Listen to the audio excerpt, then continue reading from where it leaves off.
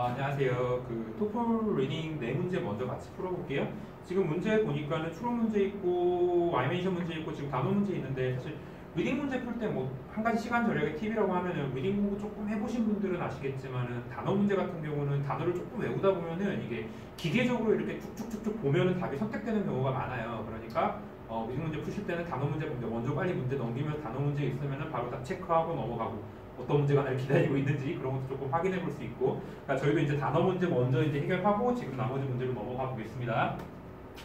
단어 문제 같은 경우는 딱히 유형 설명 드릴 거는 없고 이제 단어 외우는 팁 같은 것들이 조금 있긴 한데 이제 그런 건 선생님이랑 같이 공부하면서 같이 보면 되고요. 여기 나와 있는 impending이라는 단어는 무슨 뜻입니까? impending이라는 것은 어떤 일이 지금 막 일어날 것 같은 발생 직전인 임박해 있는 이런 뜻이잖아요. 그러니까 여기 나와 있는 단어 A, B, C, D에 나와 있는 단어 중에서 D에 나와 있는 imminent라는 단어가 정확하게 사전적 동의어로 조금 쉬운 단어가 같이 페어링으로 잡히고 있죠. 그러니까 단어 외울 때 이것도 한 가지 팁이 될 수 있는 것이 어려운 단어 하나, impending, imminent, 어려운 단어 하나, 쉬운 단어 하나 이렇게 조금 짝지어서 같이 이렇게 외워놓으면은 조금 더 답을 찾는데 빠르게 찾을 수 있고, imminent 나온 김에 그냥 이제 생각난 김에 말씀드리면은 얘랑 되게 라임이 비슷한데 종종 나오는 단어가 imminent가 있으면은 eminent도 있죠. 얘는 뭡니까? 얘는 famous, 잘 알려진 유명한, 그 다음에 evident도 있죠. 얘는 evidence, 증거에서 나왔죠.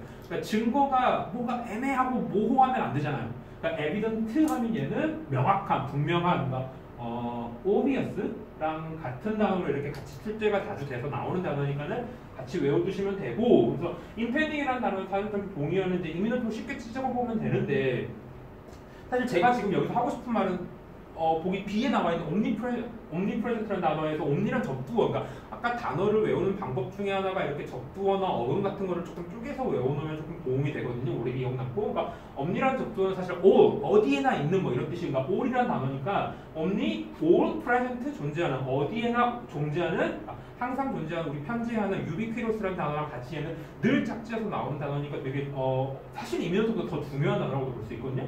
같이 외워두시고, 우리 조금 눈에 익은 단어는 omnivorous, 우리 토플 생물학에서 되게 많이 나오는 거예요. 동물 나오는 질문에서는 항상 이것저것 다 먹는 애, 온 먹는 애들이잖아요. 잡식성에 그거 나왔으면 항상 비교할 수 있는 것이 초식성, 그다음 carnivorous 하면 얘가 carni가 살이거든요. 살, carnivorous 살을 먹는 애들, 육식성 동물 이런 식으로 같이 단어를 조금 확장해가지고 이렇게 어근 같은 거 조금 알아두면은 조금 외우기는데 도움이 되실 수 있으니까 참고하시면 되겠습니다.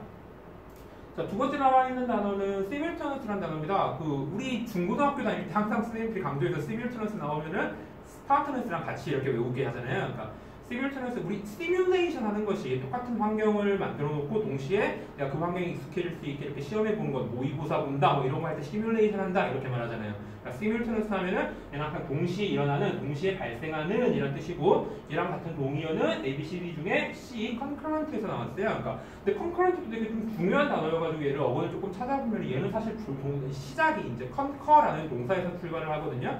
concur에서 con, together, 함께, cur, run, 달리다. 그러니까 너랑 나랑 같이 달리는 거니까는 1번 뜻이 동의하다. 그 다음에 2번 뜻이 같이 달리는, 같이 일어나네, 동시에 발생하다라는 뜻이 있고, 거기서 나온 형용사로 concurrent, 그러니까 동시에 발생하는 이라고 해가지고 simultaneous랑 정확한 동의어는 이렇게 C번으로 묶일 수 있겠습니다.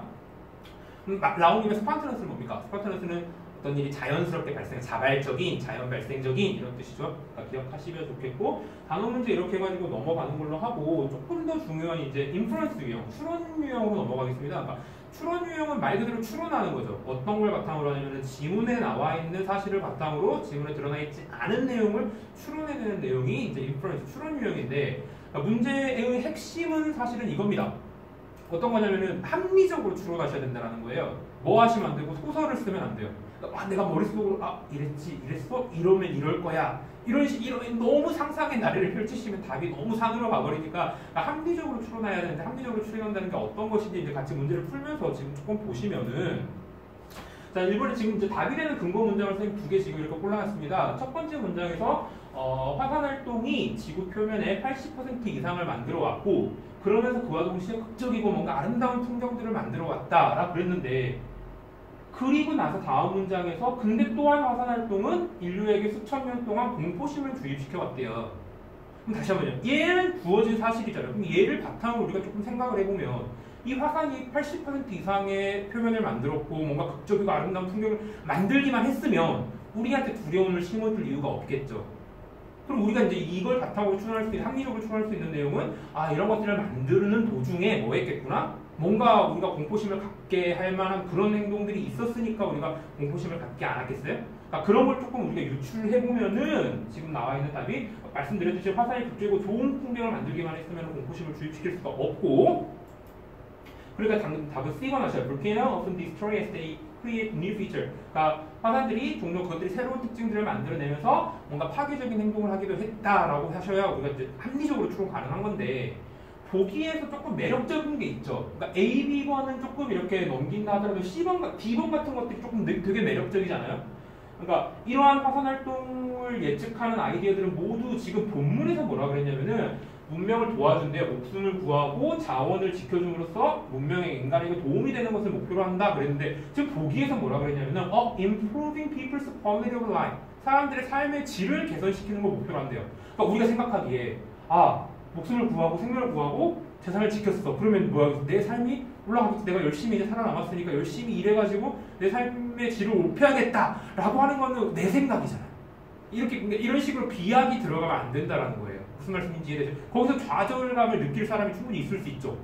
그러니까 이런 식으로 비약이 들어가지 않게 조금 합리적으로 추론하는 연습을 하시는 것이 이제 추론 문제, 인프루언스 문제라고 하겠습니다.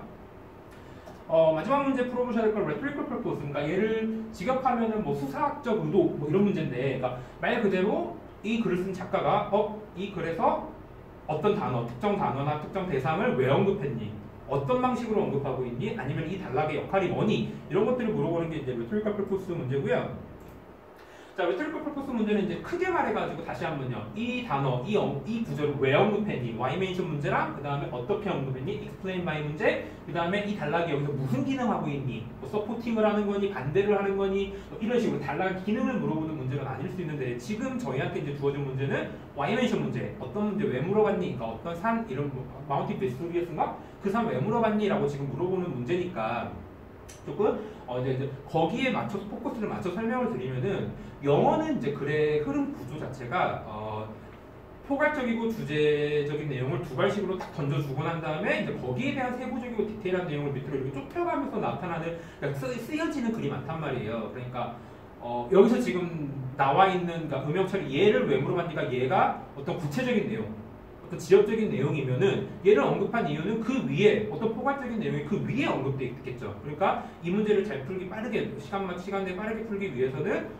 이 처리된 음영 처리된 부분의 윗부분에 가가지고 이제 이것이 언급된 이유를 살펴보시면 되는데, 지금 보시면은 자, 마운틴 베스토리아스가 지금 음영 처리되어 있고, 이제 그 문장, 그러니까 첫 번째 보시면 because there have been numerous devastating disasters from volcanic eruption 그랬잖아요. 여태까지 아주 굉장히 많은 파괴적인 화산활동, 화산 분출로부터의 재난이 있어왔기 때문에 블라블라블라 했고, 그 중에 one of the most famous the eruption of the Italian volcano Mount Vesuvius is 블라블라블라 하고 있죠.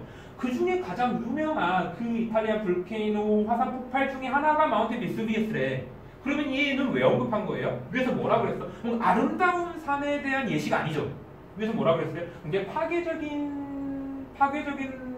분출에 대한 이야기를 했기 때문에 얘를 지금 언급한 이유는 파괴적인 화산 분출의 예시를 들기 위해서라고 지금 그렇게 답을 부르셔야 되고요. 그러니까 답은 A번에 to provide an example of disastrous eruption, 뭐 하기 위해서, 파괴적인 분출의 예시를 제공하기 위해서라고 골라주셔야 됩니다.